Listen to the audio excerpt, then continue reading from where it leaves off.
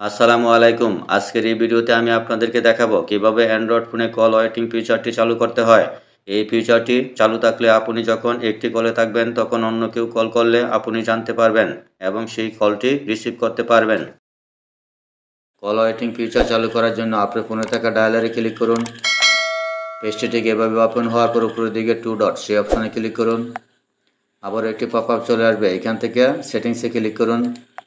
সেটিংসে ক্লিক করার পর এখান থেকে নিচের দিকে স্ক্রল করুন। এখানে পাবেন ক্যারিয়ার কল সেটিংস, এই অপশনে ক্লিক করুন।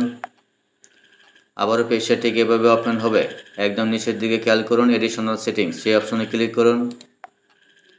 ঠিক এরকমভাবে আপনার দুইটি সিম এখানে শো করবে, সিম 1 সিম 2, দুইটা সিমেই আপনি কল ওয়েটিং ফিচারটি চালু করতে হবে।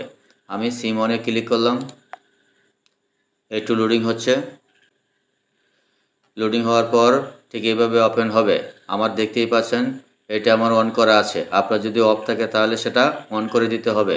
আর এখানে লেখা আছে when receiving an active call notify me if there is an additional incoming call। এটা বাংলাটা এরকম দাঁড়ায়, একটি স্বয়ংক্রিয় কল রিসিভ করার সময় অতিরিক্ত ইনকামিং কল থাকলে আমাকে জানান।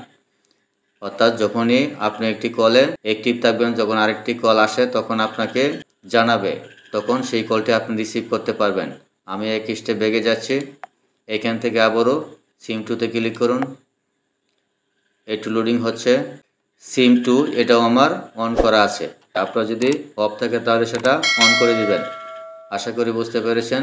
ভিডিওটি ভালো লাগলে চ্যানেলটি সাবস্ক্রাইব করে পাশেই থাকবেন। ধন্যবাদ সবাইকে।